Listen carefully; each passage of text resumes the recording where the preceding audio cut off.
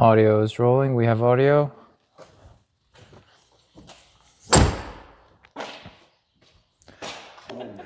Oh my gosh. So good. Mina and Smokey. Wow.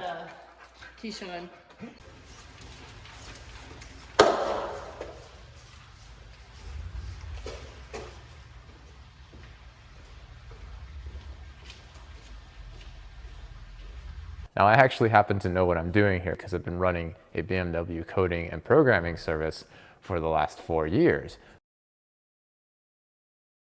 Welcome to episode 2 of Skelly's Garage. My name is Sam, and behind me is something that you might consider to be a perfectly normal, completely ordinary 2006 BMW X5. I'm here to tell you that it is in fact mostly a completely normal, completely ordinary 2006 BMW X5. Now, I bought the gray lady, so-called because it is a big gray beast, for one principal reason, and that is to tow my race cars around when I was tired of paying tow bills. But during the pandemic, I found that I enjoyed driving this car much more than my Mark 7 GTI. So in the end, I sold the Volkswagen, and this got upgraded to daily driver duties. Now, it has 270,000 miles, which is about 434,000 kilometers on it. So it's definitely been around.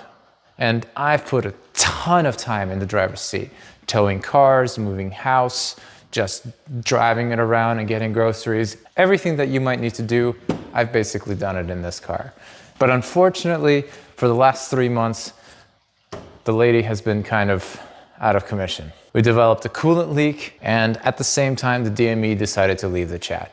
So it's time for us to bring this much loved, much respected vehicle back to a running state so that we can drive it around, especially as the winter comes, and we can focus back on FAF, the 540i. Let's get started. Slot squatting next to the X5 is always a top tier move, especially when it comes to looking at all of these wonderful parts.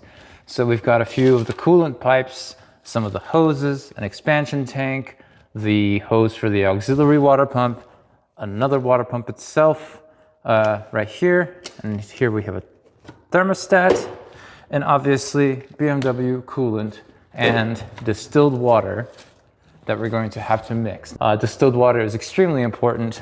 The distillation process of water helps remove some of the deposits and things that you would find in tap water, because you don't want those in your cooling system. It could corrode some of the elements within the engine. It could interact with the coolant in a negative way. And basically, for best results, you should be using distilled water to mix your coolant. The first step is to drain the cooling system, which is fairly simple. There are two places where you drain it from. The first is when you drain it from the radiator, and the second is from the expansion tank. So the radiator drain is located just about there. And then if you look up there, you see the other blue thing, that's the expansion tank drain plug. So they're both very close. This is the radiator drain plug cap on the radiator. It broke off. We may not be able to drain the radiator fully, but we're still going to try to drain the expansion tank.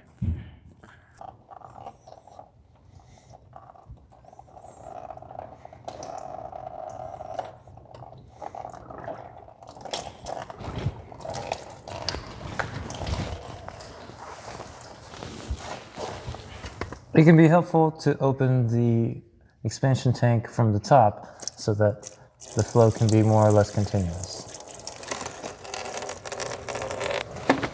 You don't need to fully open it, but just crack it.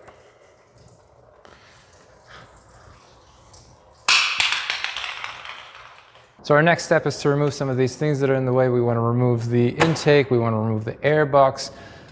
We're probably going to want to get rid of some of those intake hoses as well, but we'll see if we can get around it initially.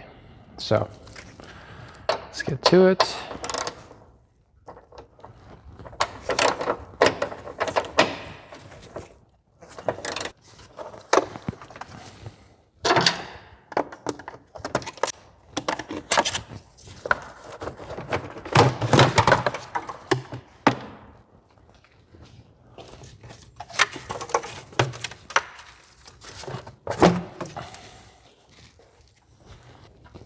Helpful tip, when you take bolts off, put them back. It's a lot easier to keep track of them that way. That way you don't get to the bottom of the end of the job and say, where is the bolt that holds in the airbox? It's right there, no problem. So first up is this radiator hose.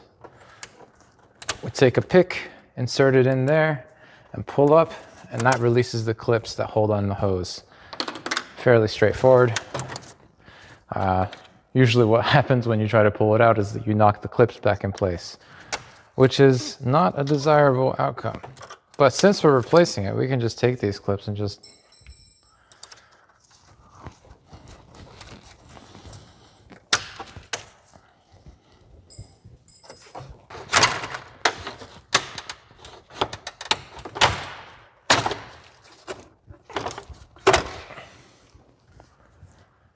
hose out. Next, we're gonna actually remove the fan clutch, not because I think it's a necessary step, but it's just because it's gonna open up a lot more space in here. So, I personally hate fan clutches, and because I always have to, I prefer electric fans. But this is what BMW decided.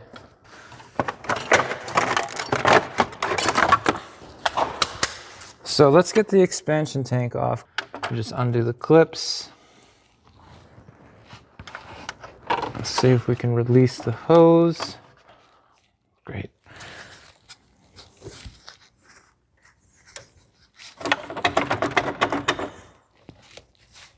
Has this stupid clip. There shouldn't be anything holding you on.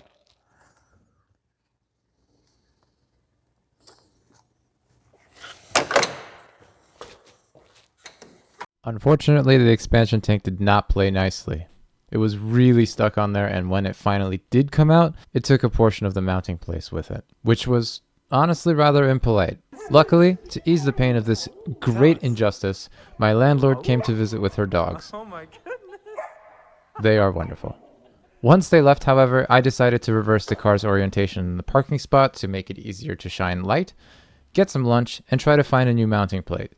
Because this part is specific to the 3-liter manual X5, it wasn't a huge surprise when the local dealer told me they wouldn't be able to get the part in stock before the end of the next week, so I ordered one from STP Euro. In the meantime, though, there was still plenty to do. So the next thing that we want to do is we want to replace the water pump. So the water pump is obviously right here, but I want to just loosen these bolts here so that I can remove the pulley once I untension the belt. Until then, I want to keep the tension on the belt.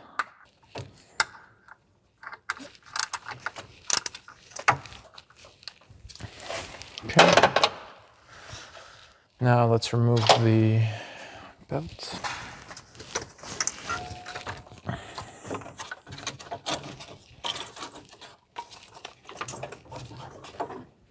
Away with you. Okay. Now we're going to remove the pulley.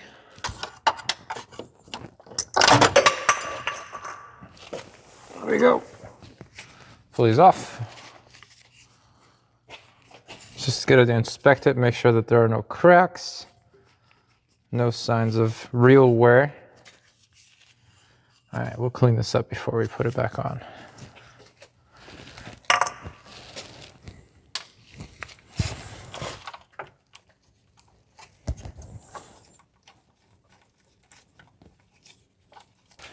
So you've taken the nuts off the water pump, but the water pump still doesn't want to move. And it's not going to.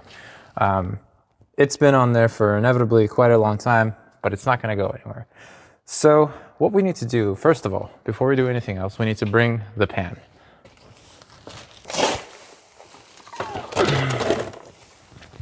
Okay. Then what we can do is we can take one of the bolts from the pulley and actually insert it into the side here. This is a tough angle to capture, but you really want to make sure that you're using this method instead of a screwdriver or a hammer, especially when you're working with an older car. You don't want to damage anything, and it's just a lot easier. Here's a tip to removing these water pumps. You'll notice that there are these 4 holes on each of these water pumps, from which the studs from the engine actually attach it to the block, and they're, screwed in with nuts. Now, when you remove the nuts, the BMW instruction is merely remove the water pump, but you'll find, especially if your water pump is old, that is not as easy as it sounds. I've seen people, use hammers to get these out. That's not really the best idea either, but what we do here is, you'll notice actually that BMW was quite clever here. They developed these 2 threaded holes here. So when this water pump is inside the engine, it's connected to the engine, you can actually thread 2 bolts here, and they will push the water pump out past the point where this O-ring is holding it in. And you can just see how much stuff is on this O-ring. I mean, let's get a good angle with the light. It's just coated with crap. And so that's why it's so hard to get out. Seal on the old one is just completely flat. It's completely hard. This just looks like crap. It looks like it's been in need of replacement for a long time.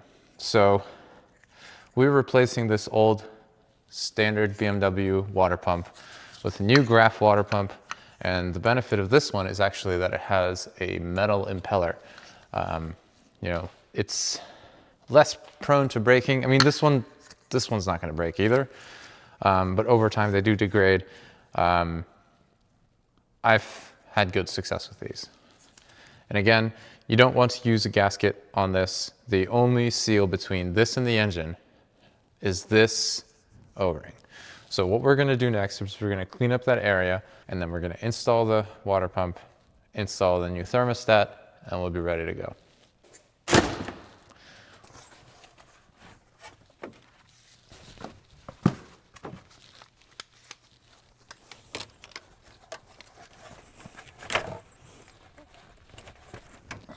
Okay.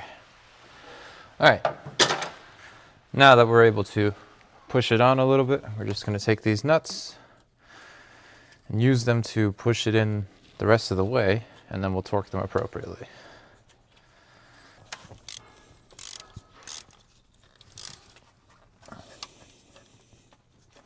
All right, 10 Newton meters for the water pump nuts.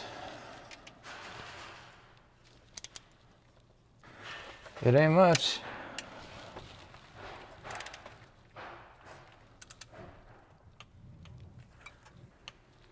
There we go, easy. Here's our new thermostat. Again, we don't have a gasket here. The gasket is we do have a gasket, but it's embedded into the thermostat housing. It's not a separate item. But we do want to make sure that this area is cleaned up because we do have some residue here. So I'm going to do the same process as before. Just take some paper towels, clean it up.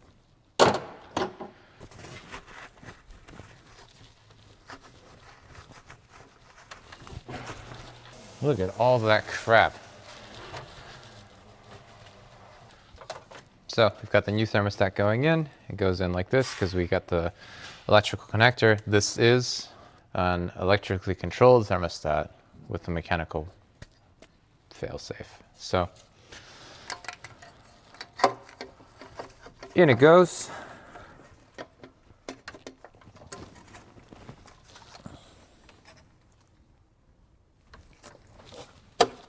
There we go.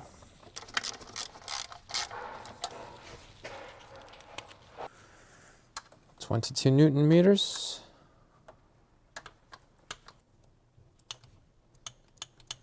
There we go.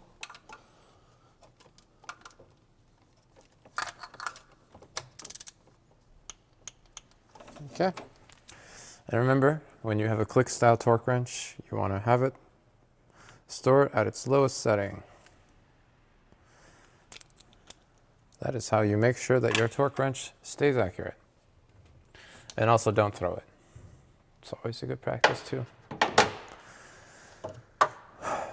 Okay. Now when you're talking about replacing one of these, you have two options. You can either go to the dealer and pay them, I think, something to the tune of $1,200 to get a brand new DME, and then $200 or $300 to encode it to your vehicle, and it will work flawlessly. But it's expensive. The other option is you go to the junkyard and get a DME for $35 and then just do it yourself. Now I actually happen to know what I'm doing here because I've been running a BMW coding and programming service for the last 4 years, but there's really nothing difficult to it. Really, I mean, if you have a DME, especially if it's one that's easy to work with, like the MS43, there's really no situation where you should pay the dealer the insane amounts of money that they want for a new DME. Now what we've got here actually only looks complex. We can take this DME and we can install it into the car and we can flash it in place. But I already have all this stuff. I have the harness to be able to power it from an external power source like this jump pack. And what we're going to do is we're just going to connect it and flash a modified version of the software that's already on it onto the DME, and that should allow us to start it with no problems. So this is the first check. You just want to make sure that you have a connection, and we do. So we're just going to open up the MS4X flasher, and I'll put all the links to this into the description so that you can try your own hand at this. Now you want to make sure that you have a spare DME. Like I said, they're very cheap, so it's easier to just mess with an extra one rather than the one that's in your car. Now, since I don't have any performance modifications on my X5 whatsoever, I merely reflashed the DME to work with my EWS or drive-away protection, and that's it. Now that the ECU has completed the flash, we just need to reset it. So we just disconnect it from power for 10 seconds, and then we connect it back to make sure that everything went smoothly.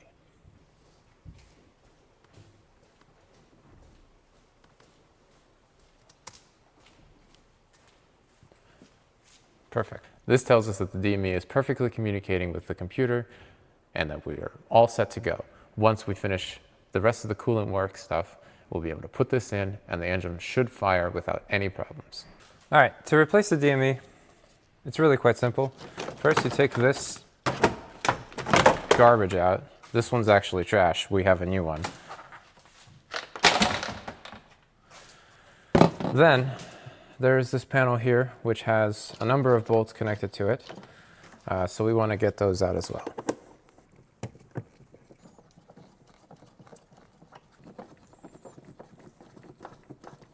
You're probably wondering, why did the DME fail in the first place? There are a few possible reasons. So first of all, this waterproofing, this is broken. I actually ordered this part, but it has to come from Germany. So it's going to be some time before I can actually replace it. The other issue that I found, the O2 sensor wiring right here actually started to melt, and I'm sure it started to short. So when that happens, it just backfeeds into the DME. Now this harness is also on back order. I'm looking for another one to replace it. Since I know for a fact that I can get those DMEs for $35 basically any day of the week, I'm not too concerned. Until this harness comes in, I'm hoping that this car will still be able to be driven. We remove the box. Inside here,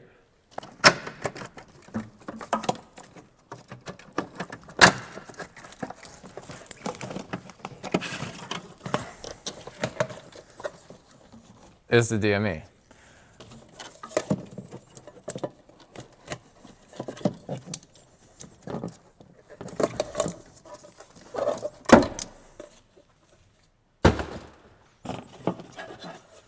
And all of these connectors can only go in one way.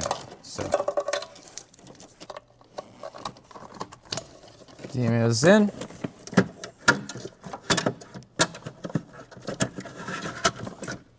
It is installed, and we're just going to put the box back. Okay. All right.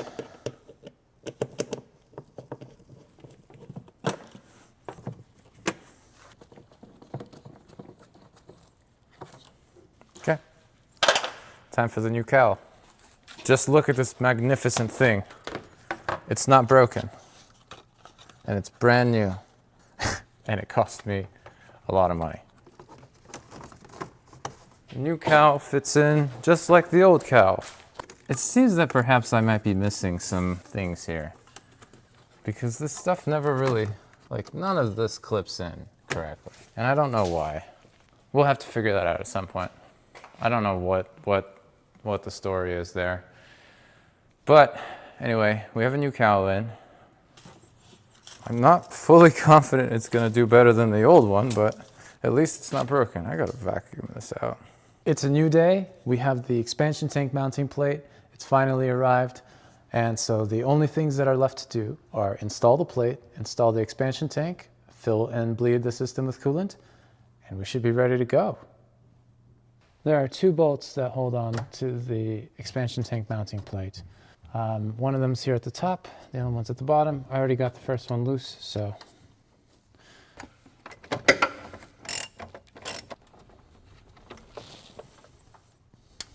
How are you held in?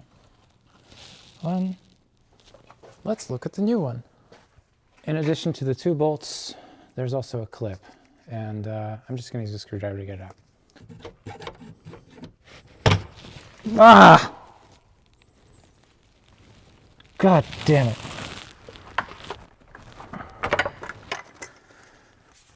Mounting plate is off.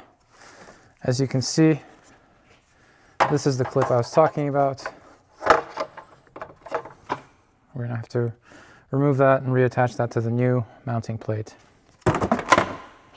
Trash is getting full. All right.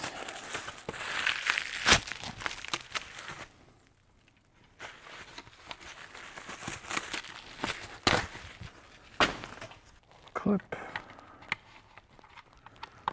This hateful thing. So the way that this attaches is you have to actually hook it over the top with these little grips, and then you line it up with the holes on the radiator, and easy peasy. Whether or not it'll actually be that easy, we'll see.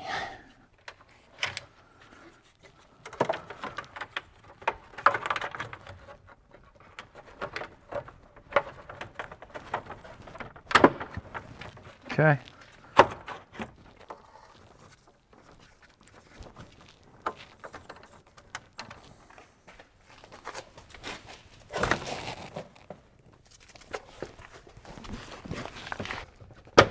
There we go.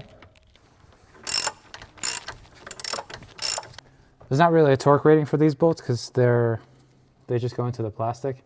I think that as soon as they bottom out, it's going to be good enough. They're not going anywhere. They're very coarsely threaded. Now that the new mounting plate is on, it's time to replace the expansion tank and put on all the hoses that we bought.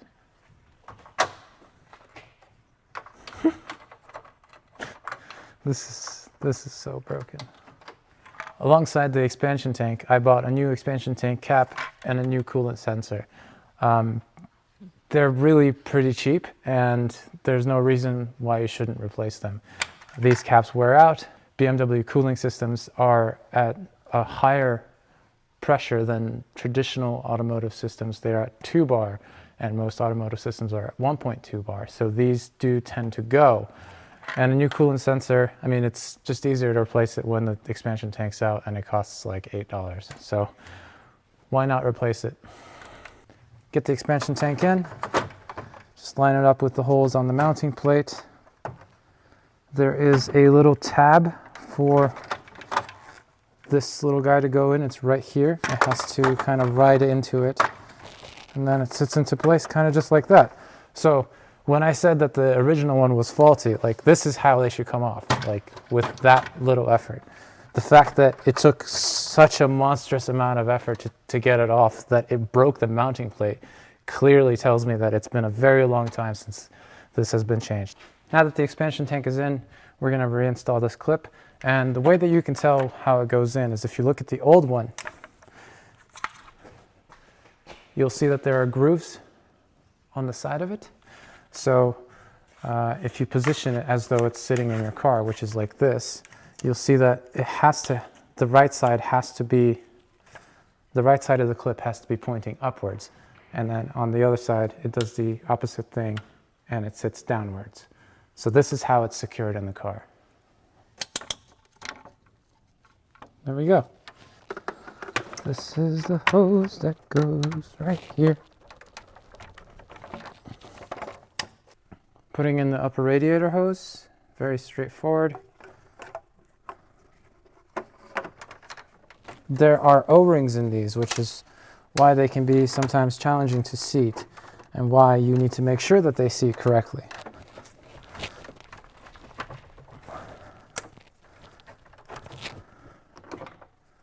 I don't think this one is seated right.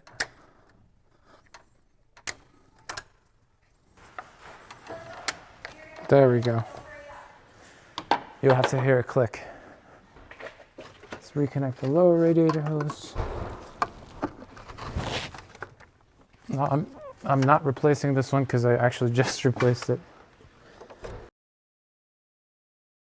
I have the auxiliary water pump right here, and it sits in the engine bay like this in here. So this hose connects to the auxiliary water pump. Make sure it's on tight, clip it in place. Then we do the same thing along the bottom.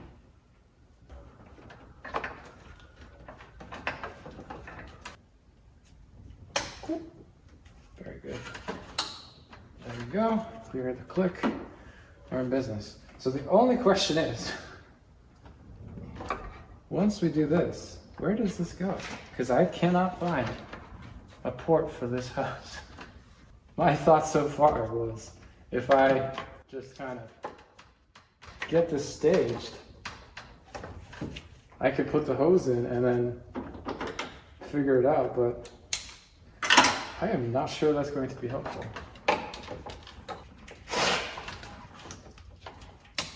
Oh, wait. Is that? Oh, yes, I found it. Okay. All right. How's that looking there? There we go. There's the click. Remember to reconnect the auxiliary water pump because otherwise you're going to get a code. All right, so now we just release the tension. Take this belt out, throw it away. Take the other belt out, throw that away as well. So first we put on the main accessory belt.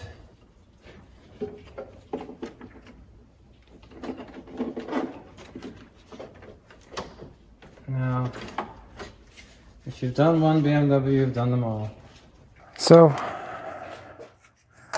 I just off camera replaced the belts and I noticed that this tensioner is very, very bad. It just basically, like it's not really putting very much tension on the belt at all. I'll put it on the list to buy next time. So the next thing that we need to do is we just need to make sure that the water pump pulley bolts are torqued. This is a precision instrument, Jeremy.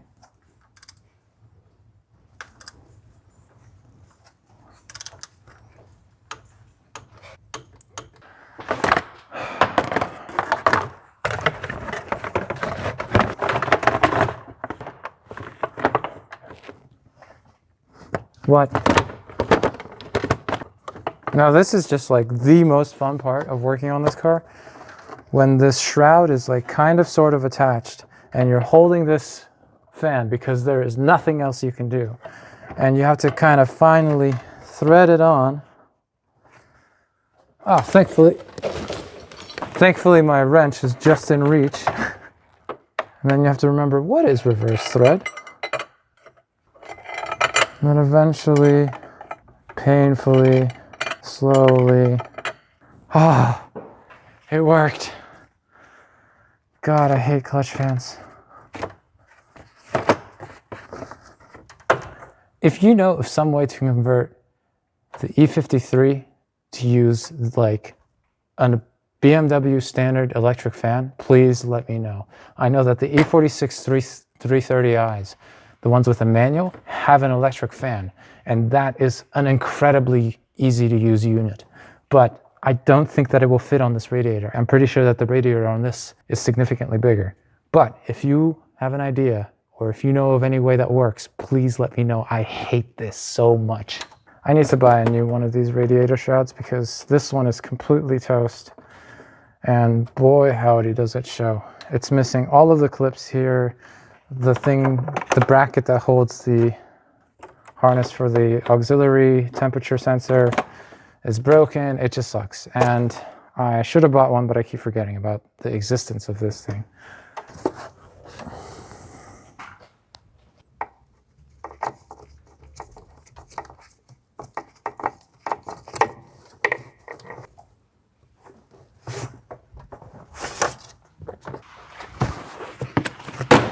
Ow.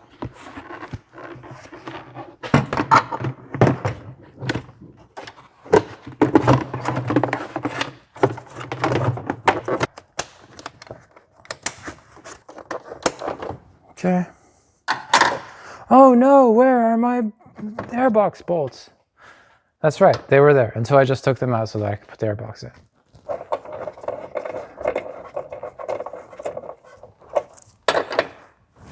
Sorted.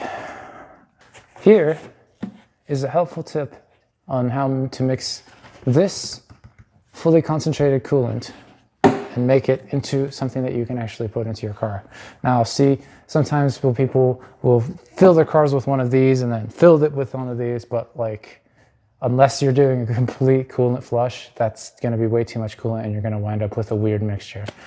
So these are graduated, so they contain 4 quarts here in the US. So you can just know that the 2-quart mark is the halfway, and then I just marked this when I bought it so that I knew what a full 4-quart package looks like. So what you do is very simple. Take your distilled water, fill it to the 2-quart line, and then you can take your concentrated coolant and fill it up the rest of the way.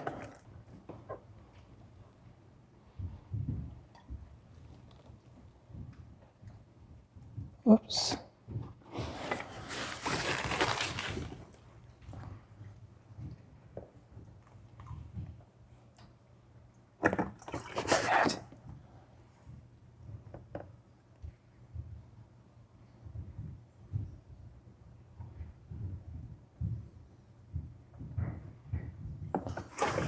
And there you go, 1 gallon of mixed coolant. But that's not all, because now you have half a gallon of distilled water here and half a gallon of coolant. You can take your distilled water and then fill this one up. There you go.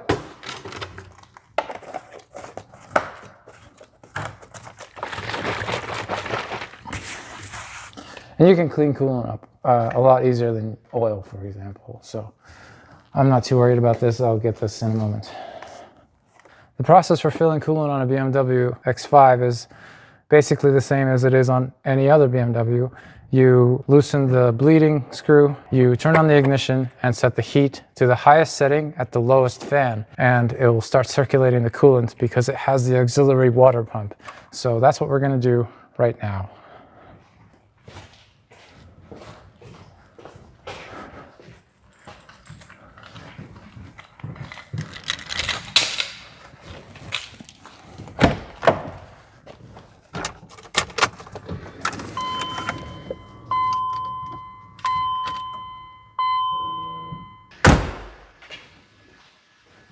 Temperature is on high and the fan is on lowest, so we are ready to go. Don't go crazy. Oh, one final thing. Take your coolant pan and put it underneath because you will drip. Ah, yes.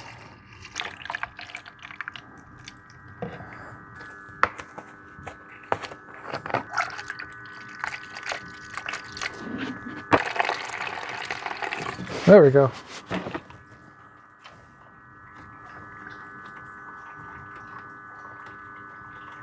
We have coolant. Now that the system's all filled up, I just have to clean up here and we'll be able to take the lady home. That's fascinating. Is that actually true? Are we, holy shit. It's always a good idea to clean the area up. Let's see if it turns on.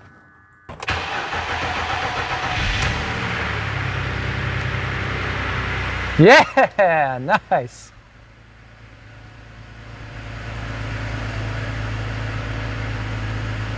And we don't even have any check engines.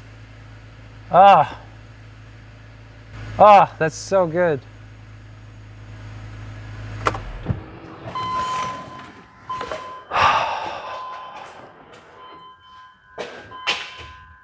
So that's pretty much going to be it for the work that we're going to do to the lady in this episode.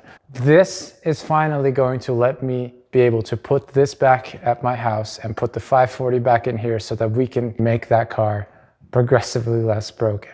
And thank you so much for watching this episode. Don't leave yet. There's another component after this, and it's going to be worth your time. And this is Skelly's Garage. I'm Sam, and this is the Gray Lady, and we finally are running and driving again.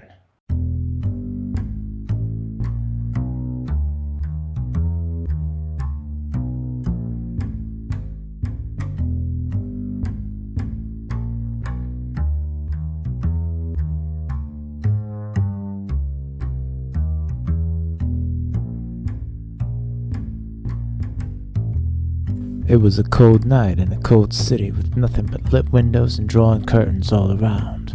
Parked cars, shattered dreams, leaking valve cover gaskets.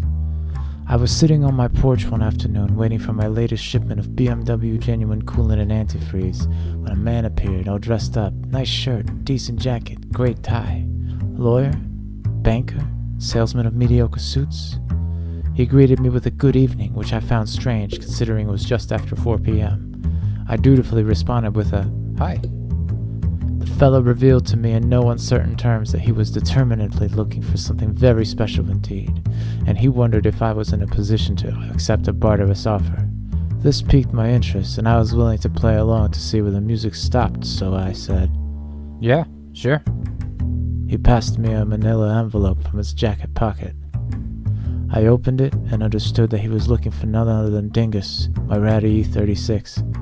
Well, as luck would have it, Dingus was right there in the backyard, but it wouldn't come for free. So I said, "Yeah, I have one in the backyard, but it won't come for free." The words barely left my wretched lips before he reached into his coat pocket for a second time and came back with another envelope, a white business one this time. I don't know what I expected to find there. Salvation? Notice of stock holdings in the Liquid Moly Oil Company? A coupon for a free Happy Meal at any participating McDonald's? Whatever it was that I was expecting, it wasn't this. I looked back at him, then he nodded, as if answering the very question that I had yet to ask. Was this for real? I knew a deal like this couldn't last long, like a bottle of cheap liquor at a meeting of the minds. So I asked him if he'd like to come inside to handle the paperwork. Maybe you should come inside. Let's make a deal. He did. I traded an E36 for a Porsche.